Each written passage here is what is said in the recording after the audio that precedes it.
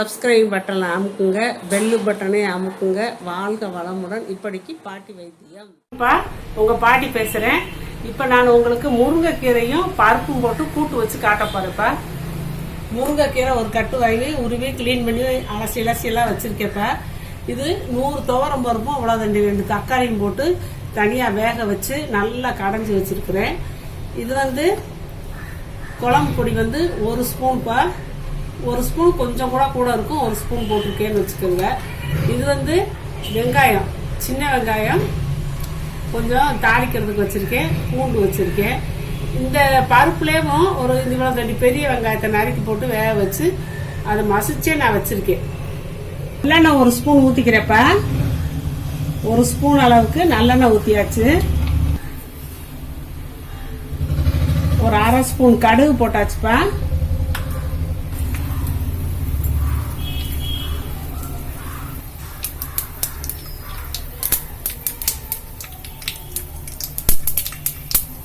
கடுகு வெடிக்குதுப்பா. இப்போ 1/2 டீஸ்பூனு உளுந்தம் பருப்பு போட்டுக்கலாம்.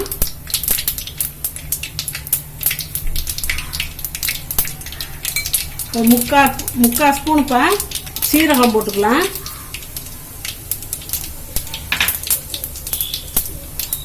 இந்த நறுக்கி வச்ச சின்ன வெங்காயத்தை போட்டுக்கலாம். சின்ன வெங்காயம் தான் இல்லை, பெரிய வெங்காயம் தான், பெரிய வெங்காயத்தை போட்டுக்கோங்க. ஆனால் சின்ன வெங்காயம் போட்டால் கீரைக்கு ஒரு டேஸ்ட்டுப்பா, நல்லதும் கூட. அதனால தான் நான் இப்போ இதில் கொஞ்சம் சின்ன வெங்காயம் தான், பருப்பு கூட கொஞ்சம் பெரிய வெங்காயம் போட்டிருக்கேன். இப்போ இதில் கொஞ்சம் பெருங்காயம் ஒரு 1/4 டீஸ்பூன் அளவுக்கு பெருங்காயம் போட்டாச்சு. பெருங்காயம் போடணும், ஏன்னா நம்ம பருப்பு சேர்க்குறோம் இல்லையா, அதனால அந்த வாயுவெல்லாம் களையணும். அதனால பெருங்காயம் போட்டாச்சு. இது செவக்க வதங்கட்டும்ப்பா. வதங்கிடுச்சுப்பா. இப்போ இந்த பூண்டை போட்டுக்கலாம். தட்டி வச்சிருக்கேன். பூண்டு ஒரு 7-8 பல்லு தட்டி வச்சிருக்கேன். இந்த கீரை முருங்கைக்கீரை ரொம்ப சத்தானது. நம்ம சீரகம், பூண்டு, பெருங்காயம் எல்லாம் போட்டால் நம்மளுக்கு ஈஸியாக ஜீரணமாகும்.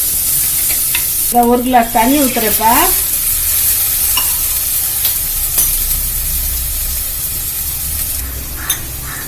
இந்த கொதிக்க போட்டுப்பா. இந்த ஸ்டேஜில் நம்ம குழம்பு பொடியை போட்டுக்கலாம். மஞ்சள் பொடியெல்லாம் நான் பருப்புலேயே போட்டு வேக வச்சிருக்கேன். அதனால இப்போ இதில் குழம்பு பொடி மட்டும் போட்டுக்கிட்டேன். கோச்சிருச்சு.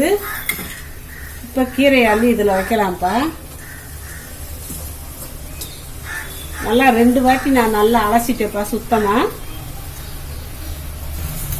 இப்போ கீரையை நல்லா பிரட்டி விட்டுக்கலாம். இப்போ கொஞ்சம் அடங்கிடுச்சுப்பா. கொஞ்சம் வத்துதுல. இப்போதான் நம்மளுக்கு அளவு தெரியும் எவ்வளவு கீரை இருக்குன்னு. இப்போ நம்ம தேவையான அளவு போட்டுக்கலாம். அந்த பருப்பு வேற வேக வச்சிருக்கோம் இல்லையா, அதுக்கும் இந்த கீரைக்கும் சேர்த்து. ரொம்ப உப்பு போடக்கூடாது. கீரையில் ஏற்கனவே கீரை சமைச்சா பாதி உப்பு தான் போடணும்னு சொல்லியிருக்கேன். அதை பார்த்து நிதானம் பண்ணி போட்டுக்கோங்கப்பா. இந்த உப்பு நான் போடுறேன், போதும். இப்போ கீரை நல்லா வெந்து படிஞ்சிருச்சுப்பா. ஆவியும் ஒரு ஆவி போகுது. எப்போவுமே கீரை செஞ்ச ஒரு ஆவியை போக விட்டு தான் மூடணும். அதில் கெட்ட அமிலங்கள்லாம் இருக்கும். அதோட நம்ம மூடி வச்சோம்னா கூட கீரையெல்லாம் கருத்து போகிறதுக்கு சான்ஸ் இருக்குது. அது நல்லாவும் இருக்காது. கீரை கடுத்து போயிடும். அதனால இதை இப்போ ஒரு ஆவி போயிடுச்சு. இப்போ நான் மூடி வைக்கிறப்ப ஒரு 2 நிமிஷம் வெந்தா போதும். முருங்கைக்கீரை பூவாக வெந்துடும். 2 நிமிஷத்தில் வெந்துருச்சுப்பா இளங்கீரை. இப்போ இந்த நேரத்தில் நம்ம அடுப்பு ஆஃப் பண்ணிட்டு இறக்கி வச்சுக்கலாம். இருக்கிறதுனால அதில் இருந்தால் அப்படியே கடுத்து போயிடும். அதனால நம்ம தட்டில் வச்சு ஆற வச்சுக்கலாம். ஆற 2ஐயும் கலக்கணும்ப்பா. ஏன்னா ஆறாம நம்ம கலக்கணும்னா கீரை கருத்து போயிடும். கருத்தா என்ன அர்த்தம்? கீரையில் இருக்க சத்து போயிடுச்சுன்னு அர்த்தம். அதனால நம்ம ஆற வச்சு போட்டுக்கலாம். ஏன் கீரை கருத்துதுன்னா அதில் நம்ம வெங்காயம், தக்காளி போட்டிருக்கோம்ப்பா. தக்காளி புளிப்பு. அதனால அதை கற்க வச்சிடும். இந்த பாருங்க, நல்லா தக்காளி, வெங்காயம், பருப்பு, மஞ்சள் தூள் எல்லாம் போட்டு நல்லா மசிச்சு வச்சுட்டேன். இதை போட்டுக்கலாம். இது நல்லா ஆறியும் போச்சு. இது சட்டியில் ஆறிட்டு கிடக்கட்டும்.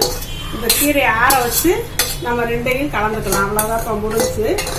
தட்டில் ஆற வச்ச முருங்கைக்கீரை நல்லா ஆறிடுச்சுப்பா. இப்போ நம்ம இதில் போடுவோம்.